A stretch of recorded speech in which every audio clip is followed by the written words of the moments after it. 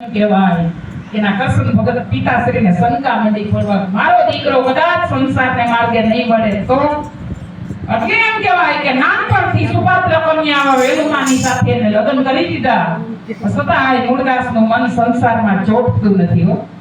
આજ મૂળદાસ એમ કહેવાય દર્શન ભગત કુવારો લઈને લાકડા કાપવા જાય મૂળદાસે પડકારો કર્યો, બાપુ હવેથી હું ઘરનું કામ હું સંભાળીશ. કુવાડો હાથમાં લઈ અને મૂળદાસ એમ કહેવાય જંગલમાં લાકડા કાપવા જાય. લાકડા કાપીને એમાંથી કોલસા પાડે તા અગ્નિ પ્રજ્વલિત કરતા એમ કહેવાય કે તડતડ અવાજ માંડ્યો આવવા.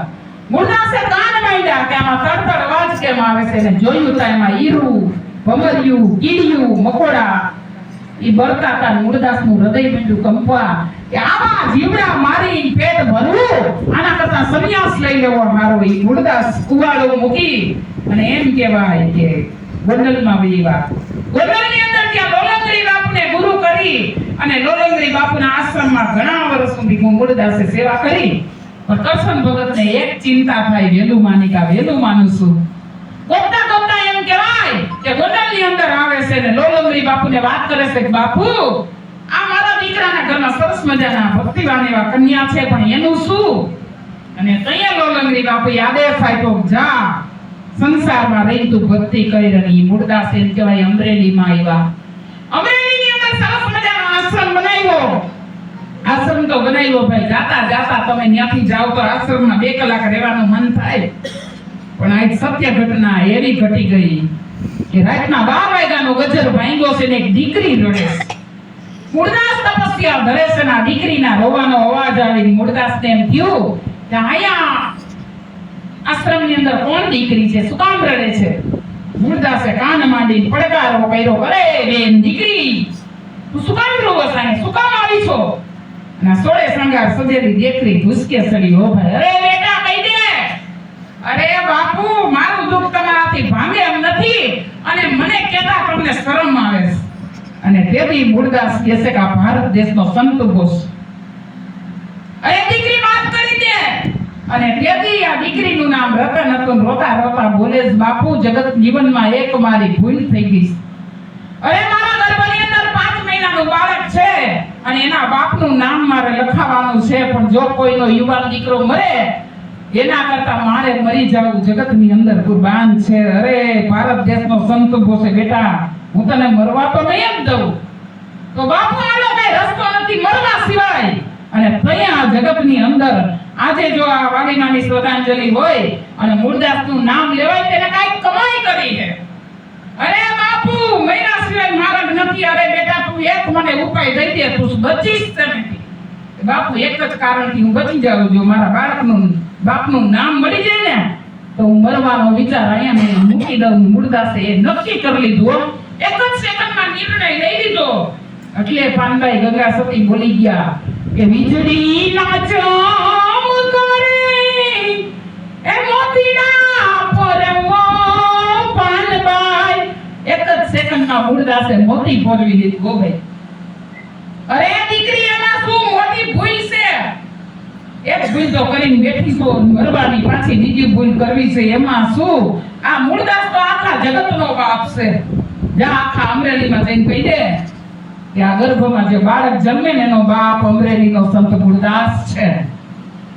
તમારે સત્સંગ રાખવો હોય કેટલાય કેવું પડ્યું છે સત્સંગ છે આવજો આવજો આવજો. હજી હવારે મોબાઈલ ટીવી છાપું કાંઈ દીધા વગરનું ગામમાં આખા ગામમાં ખોબર શેરીએ જાપે વાતો થાય કે મૂળદાસ આવા છે, મૂળદાસ આવો છે, મૂળદાસ આવો છે. ઈ તો બધું ઠીક પણ ધડા ધડી બેઠા બધે નથી તોડવા. જામનગરના જામસાહેબ રાજા મોટી વાત પહોંચી ગઈ. લાગટમાણા મૂળદાસની કંઠી તોડવા માંડ્યા. જેવી તેવી વાતો કરે છો. અરે ઉકેડા ફોરવા માંડ્યા. જૂના ખાખડા હતા એનો હાર કર્યો. એક ગધેડું લઈ આવ્યા અને અવળે ગધેડે મૂળદાસને બેહારી આખા અમરેલીમાં ફુલ્લેકું ફેર્યું. હો ભાઈ, અરે મૂળદાસનું ગધેડું નીકળે એનું ફુલ્લેકું નીકળે. કોઈ માથે ફૂકે, કોઈ પાણા મારે. કાંઈનું કાંઈ માએ કર્યું પણ એક જ વ્યક્તિ એવો હતો જેને મૂળદાસ માથે ફૂલ નહીં. એક જ વ્યક્તિ આખી અમરેલીમાં એવો હતો જેને મૂળદાસની માથે ફૂલ નાખ્યા. એ કોણ હતો કે જેને રતનનું પાપ કર્યું ને? એ યુવાન હતો. કે ધન્ય છે આ ભારત દેશના સંતને કે આવા પાપ માથે લઈ રહ્યા. ઈ યુવાને ફૂલની વર્ષા કરી હતી. અને આ જેમ કહેવાય કે મૂળદાસનો આશ્રમ હટાવી લેવામાં આવ્યો. ઘટના તો એવી ઘટી ગઈ, જાતા જાતા દિવસ જાતા વાર નથી લાગતી. આજી દીકરીની કુખે એક દીકરીનો જન્મ થયો અને દીકરીનું નામ પાડ્યું રાધા. દિવસ પછી દિવસ રાધા પણ વડી મોટી થવા હો અને આશ્રમ સરસ મજાનો ચાલે. પણ મૂળદાસને એમ થયું કે લાય બધુંય વાતાવરણ શાંત થઈ ગયું છે ને તો દ્વારકાધીશની જાત્રા કરી આવું. અને મૂળદાસ દ્વારકાધીશની જાત્રા કરવા જાય, રસ્તામાં જામનગર આવ્યું ને એને એમ થયું જામસાહેબ રાજાને મળતો જાઓ. જામસાહેબ રાજાને મળવા જાય તો જામસાહેબ રાજા સભાપતિ બેઠા અને સરસ મજાનું આસન જમાવીને ગુરુજીને બેઠાયા. મૂળદાસે દરવાણીને કીધું કે જામસાહેબને કયો અમરેલીના સંત મૂળદાસ આવ્યા છે. દરવાણી બોલ્યા, અરે મૂળદાસ તારી બધાયને ખબર છે, છતાં સંત હતા એટલે રાજમાં જવા દીધા. અને જૈન કીધું કે જામસાહેબ આ સામું બેઠું ઈ કોણ છે?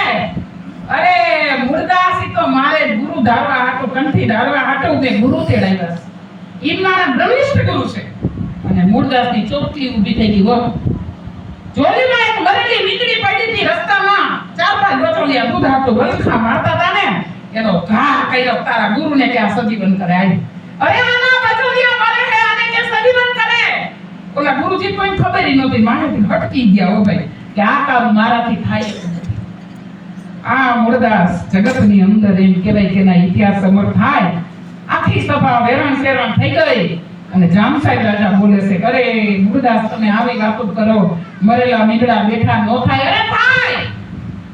અને જોડીમાંથી પાણીની અંજલી ભરી અને મૂળદાસે મીંદડીની માથે છાંટી. ઓ એ મારા અલખ ધણી, એ મારા ગુરુ મહારાજ, મેં જો આ રતનનું પાપ કર્યું નથી, માથે ખાલી લીધું છે. આ મીંદડું બેઠું થાય, આ મીંદડું હળપ દઈને હાલતું થઈ ગયું. જામસાહેબ રાજા આકડી પડે પગમાં પડી ગયો, બાપુ મને માફ કરો, હું તમને ઓળખી ન હોય ગયો. અરે આખી દુનિયા તો નો ઓળખી પણ લાખોનો પાલનહાર કોઈ મને નો ઓળખો ભાઈ. પગ બીડો રાખો, બાપુ મને પાછી કંઠી બાંધો નહીં. અને મૂળદાસ એમ કહેવાય કે દ્વારકા પહોંચી દ્વારકાધીશની જાત્રા કરીને પછી એમ કહેવાય કે દ્વારિકાનો નાથ મારો રાજા છોડે છે.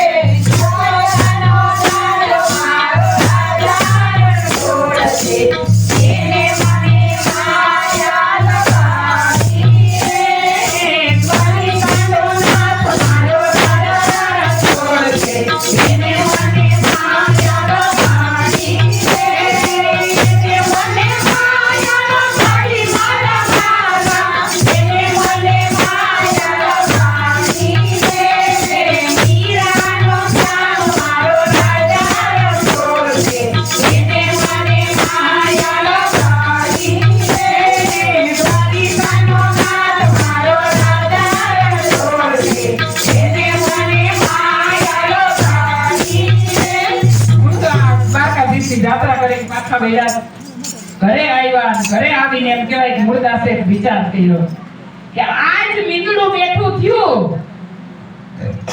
આજ મારા ગુરુ મહારાજની દયાથી એક મીંદડું બેઠું થઈ ગયું મારી રીતે. કાલે હવે કોકનો યુવા દીકરો મરી જાય, કોઈ બીજા બીજા મરી જાય, મારા આશ્રમની અંદર આવીને જગત છે ભાઈ જીવવા ન દીધો. મારા આશ્રમની અંદર આવીને મળું નાખશે તો મારે બધાને સજીવન કરવા જો. એટલા માટે ભક્તોને કીધું કે મારી એક સમાધિ કરાવો. મારા વિદાય લઈ લીધી છે. ના મૂળદાસની સમાધિ કરાય છે. સમાધિમાં પાલખી લઈ આવવાને એમાં બેસાડ્યા અને મૂળદાસની પાલખી અમરેલીમાં હેલી જાય. ત્યાં રસ્તામાં એક દીકરી આણવરી જાય.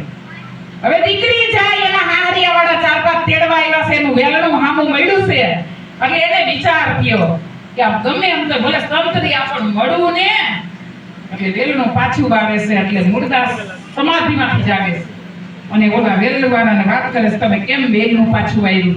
એમ કે બાપુ અમે આનું વારવા આવ્યા હતા અને અમારા અપસુકન થયા એટલે અમે વેલનું પાછું આવ્યું. ત્યાં મૂળદાસ બોલે છે કે તમે દીકરીને લઈ સાસરે જાઓ, 24 કલાક મારા જીવને રોકી રાખીશ.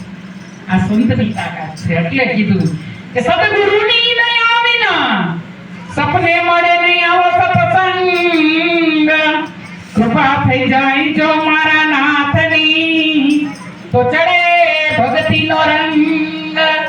અરે ભગત થયો પણ ભલા ભેદ નથી જાણ્યો, અને કાનમાં પેરી કરી લેવા દેવામાં હિમજ નથી. પછી તારી ચકલી